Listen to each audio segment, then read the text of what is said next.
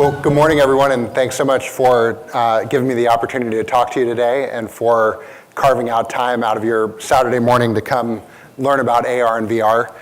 First of all, thanks to Rohit and the AR/VR track team and the TiEcon organizers for putting together what I think is they've done, present company accepted, they've done a great job of putting together a great group of speakers this morning. And so I'm going to kick things off and just give you guys sort of an overview of why we think AR and VR are so exciting and really represent such a tectonic change in computing and technology. And just by a show of hands, how many people have had an opportunity to try either virtual reality or augmented reality in some form? All right, great. So good part of the room. So speaking with a group of experienced veterans.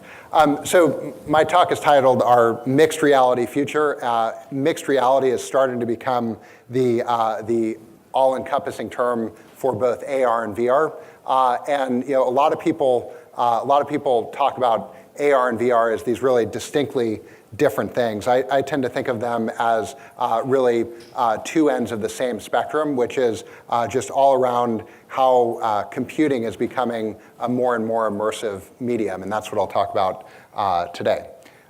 So just starting off, the way to sort of correctly place mixed reality from a historical perspective is that if we look at the evolution of computing in general, we all know the story. It started with mainframe, moved to the PC, then we had the client-server architecture, web, mobile, and really AR, VR, and mixed reality, in my view, is really just the next logical evolution of how humans interact with computers. But I think it's going to be fundamentally different and more interesting in a bunch of different ways.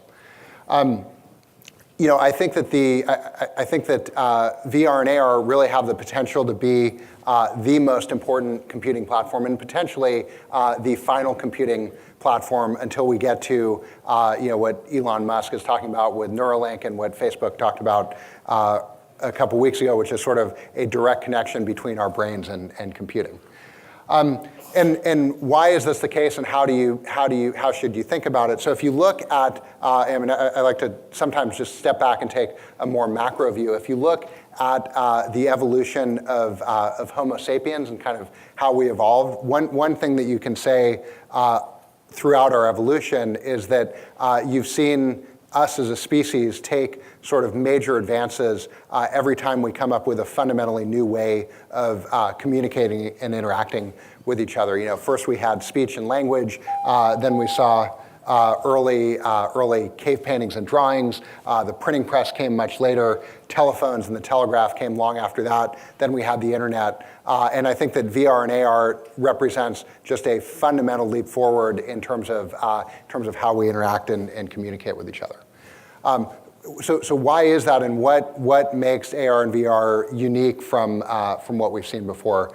A couple different things. So one is this notion of what people in the industry call presence, so the ability to make us feel like we are physically in an environment that may not actually exist. And I think that the Matrix kind of popularized this now almost 20 years ago with how they told that story.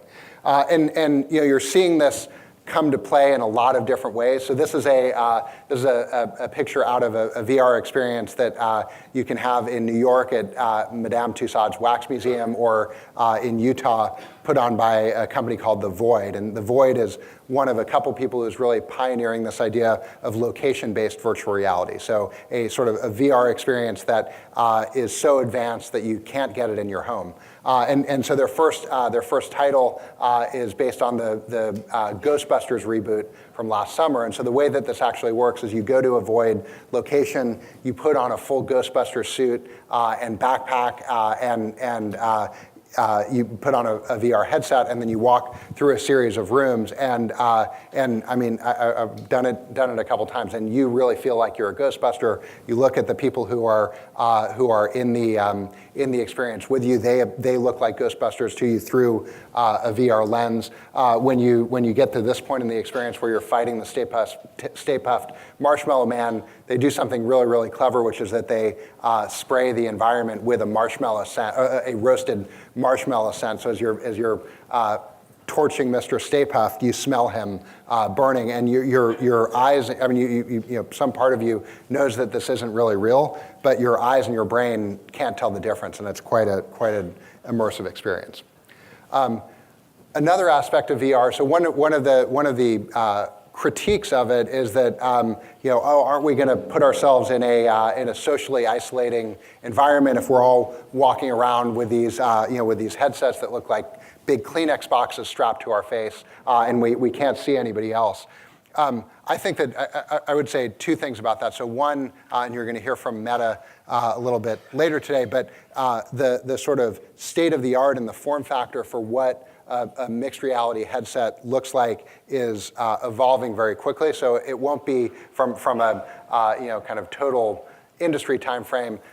It won't be that long before we're wearing you know, much more compact devices that feel much more like a pair of Oakley sunglasses than they do you know, like today's VR and AR headsets. And I think that when that happens, there's a huge opportunity to make AR and VR one of the most social mediums ever, where, you know, imagine if you could actually meet independent of time and space with people you know and people you would like to know from around the world, and your meeting place can be any virtual environment that you want. And I think that Facebook is actually doing a really good job with a product that they call Spaces of demonstrating what that could look like. And here's just a quick little look at that. And so, you know, what's happening here is that you've got two people in this virtual environment. They're able to, you know, doodle together, share photos, play games in a way that's just, you know, if you think of today, what we think of as social media today, it's basically, you know, glorified link sharing. Imagine if you could have an experience like this, and I think we're not very far away from that. And then the third thing that I think makes this medium just really unique and different and exciting is that if you look at the history of media, so think of, you know, writing and radio and television and movies, mixed reality is the first time where the constraints of the format are not fixed and immovable at the birth of the medium. And to kind of explain that a little bit better, so this is I'll show you a short clip from a film brilliantly titled Train Arriving at the Station from 1896. Here's what that looks like. Actually, can you guys, the audio is not working. Can you see if you can fix that? But so, you know, this was among the first movies shown to an audience in a theater. The urban legend about this is that when they played this, people ran screaming to the back of the theater because they thought the train was going to actually come out and hit them. A little bit of a historical debate about whether that is actually true or not. But I think you know, more relevant to this discussion, the way that this story is told is, you know, again dating back to 1896, is that you have it's told, you know, from a technological perspective by a series of rectangles that's being played in rapid succession that, you know, that you're viewing on a movie screen, and that rapid series of rectangles is what makes up what we think of as movies. And there's some I think it's a little bit ironic and puzzling that, you know, here we are 120 years after this film, and certainly the tools and technologies and approach that we take to creating those rectangles has gotten much more sophisticated and much more expensive. But the fact that we still view and consume that as a series of rectangles is just an example of how movies really haven't fundamentally changed. VR and AR is different in that the constraints of the format are totally unfixed and movable and changeable by the creators, and you're seeing that in a lot of the early work. And I'll just show a couple of examples. This is a screenshot from something called Dear Angelica, which is a piece that Oculus Story Studio, a part of Facebook, released at the Sundance Film Festival. And this is a very kind of moving story of a mother and a daughter, all told through these like beautifully animated 3D hand sketches. And kind of, you know, there'd never been a VR story told like that until this happened. This is something from Sundance 2016, which is called Through the Eyes of the Animal, and it's about the experience, as you can see here, is about letting you see what it's like to be an animal as told through VR, and they did a really clever job of kind of theming the headsets that people were wearing to do that. And then for something completely different, there's a piece that was at Sundance this year called Chocolate, and I'll show you what that looks like. And so what's happening here is you take on the role of a robot that is seen by these cats as their god, and you get to shoot kittens out of your robot hands, and it's time to music. And so, just a small example of some of the diversity that we're seeing in VR. And one of the beauties of it, right, is that you can make it look like, and you can tell your story, and you can draw the line between a narrative experience where you're leaning back and watching what's happening, and an interactive experience where you have some agency and control, basically in any way that you want. We as Lytro are working in this area as well. So we just premiered something at the Tribeca Film Festival 2 weeks ago called Hallelujah, which is basically a virtual reality reimagining of the well-known Leonard Cohen song Hallelujah. And the sort of idea of what happens here is that the guy you're seeing in the front there is a well-known a cappella artist named Bobby Halverson. Hallelujah is a 5-part harmony, and so what Bobby does in the piece is he sings each one of those 5 parts, and he's appearing around you spatially in VR as he's doing it. And so again, it's something that could never happen in the real world, because how can one person sing all 5 parts? But in VR, totally possible and totally doable.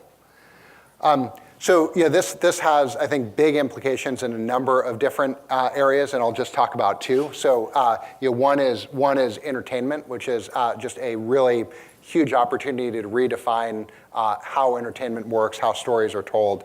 And what we think will happen is that over time, mixed reality applications in entertainment will start to take share of time away from TV and movies and other traditional forms of entertainment, in the same way that over the last 15, 20 years, the internet has increasingly claimed share of time from more traditional forms of media. And this is happening very slowly right now, because the industry and the ecosystem and the price of entry into the medium is still very high.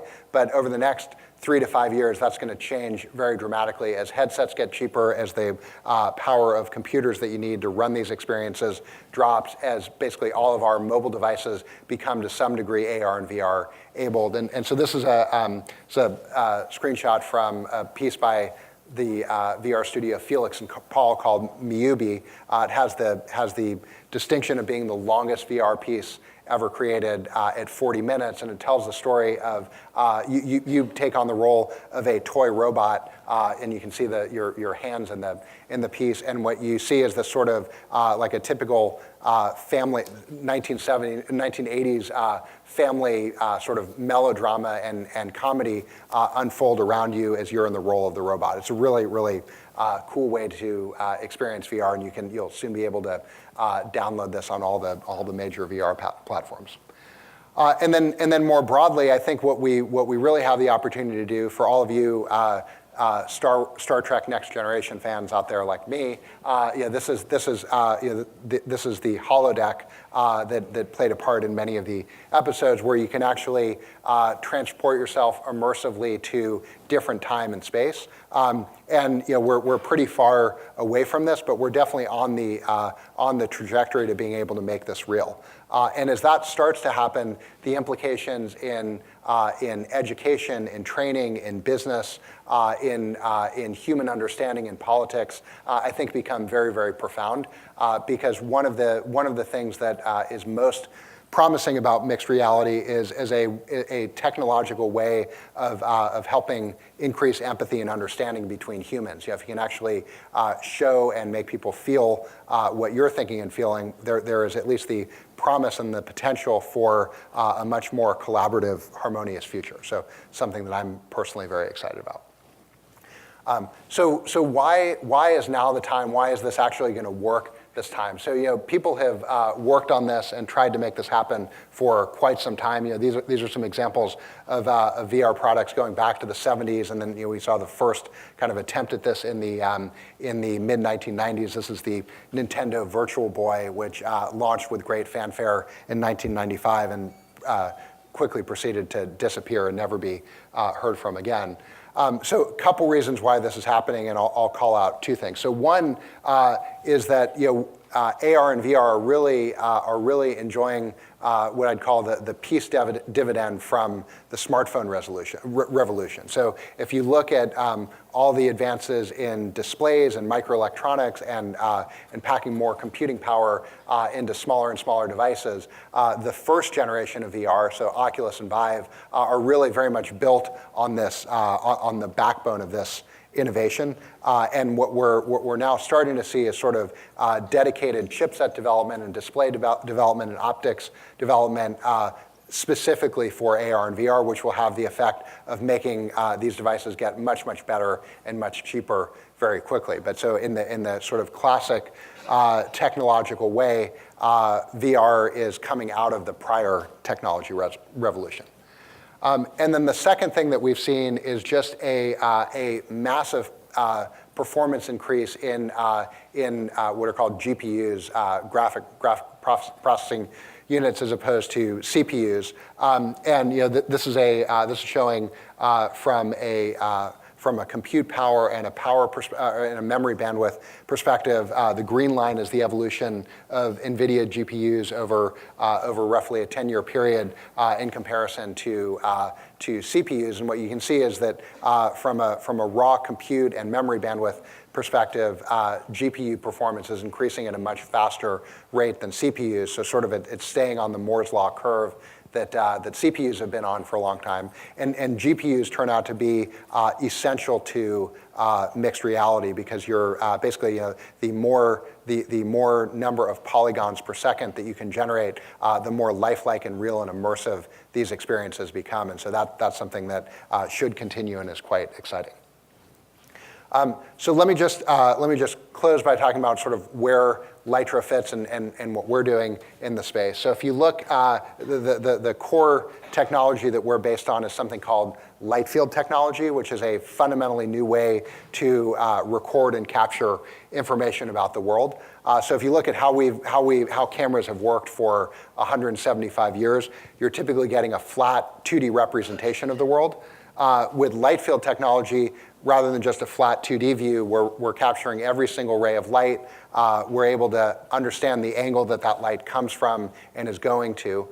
We record it at very high resolution and frame rate. And from that data set, what we're able to do is build, again, rather than just a flat 2D representation of the world, you can get a complete, what's called volumetric or 3D reconstruction of the entire environment. And because VR and AR are these basically you're operating and living in a volumetric environment, being able to capture that is very important. And so we're very focused on being able to do that.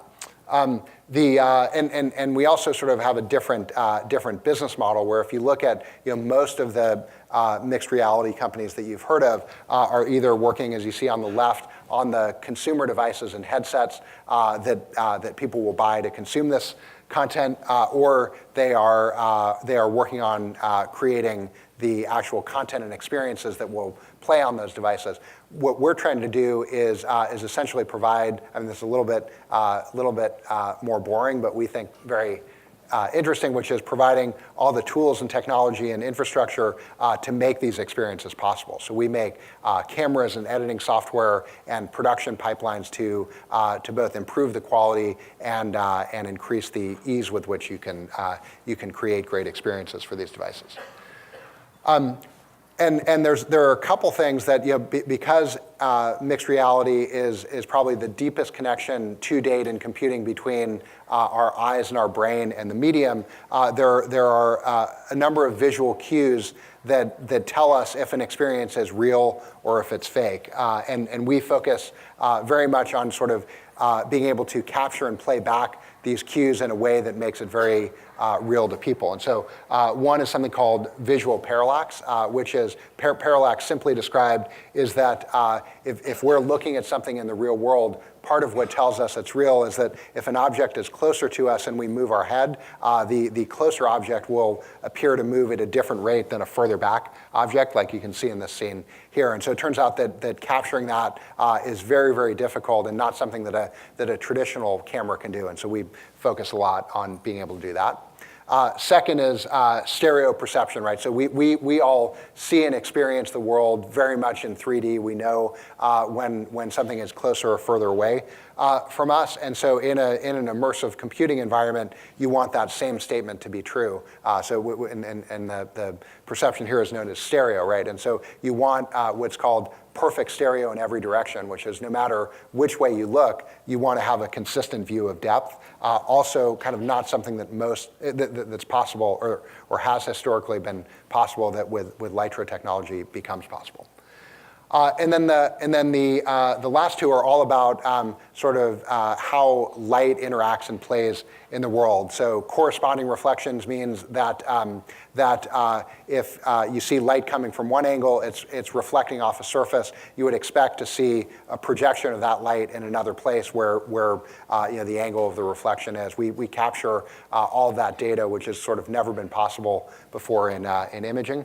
And then the last thing is what are known as specular highlights, and you can see this on C-3PO and R2-D2, which is that the sheen of their metal is changing based on where the light source is coming from. And again, the combination of parallax, stereo, corresponding reflections, and specular highlights, these are all cues that, while none of us probably could name what these are, our eyes and our brain are very, very acute at detecting and seeing these. And so it turns out that if you can capture this information, if you can make it look real and you can play it back, you can create a much, much richer, immersive, true-to-life mixed reality experience. And that's what we're doing and what we're after.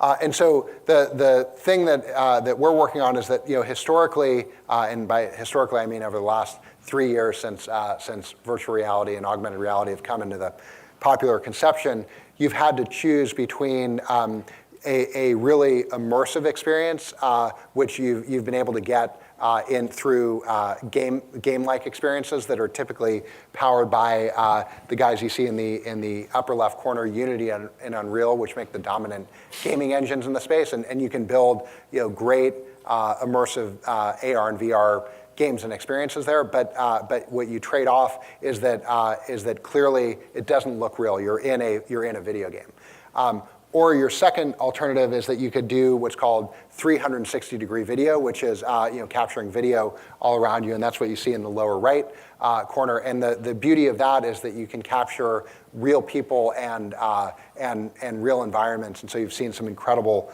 documentaries made using this technology, and it looks visually stunning. But the problem is that the world that you're seeing there doesn't behave as we know the real world to work, right? The experience you have, and probably some of you have seen some of this, is that you are basically watching a movie in what looks like the inside of a beach ball, and as you move your head, the ball moves with you, and things don't change as they should.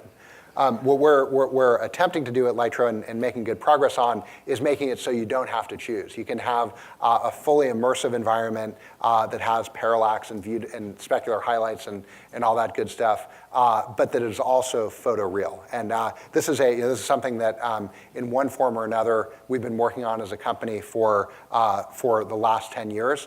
We've made a lot of progress, but the job still isn't done. We look at this as really another decade-long journey to the point where kind of all content and all capture is done this way, and it's a very fun, exciting, hard problem to work on. And the way that we do this is sort of by providing today an end-to-end pipeline. So we provide all the cameras, all the software, all the cloud processing, the distribution and playback capability. We do this all ourselves because nobody else is, and what we look forward to in the future is just having this fit into sort of every content creation tool that's out there. We make very large cameras. That's part of how we do all this. If you're a technology nerd like I am, we're sort of pushing the boundaries of compute, storage, and bandwidth, capturing these enormous data sets at over 400 gigabytes per second, which is kind of more than any other compute application that I'm aware of needs. And so again, very fun and very hard.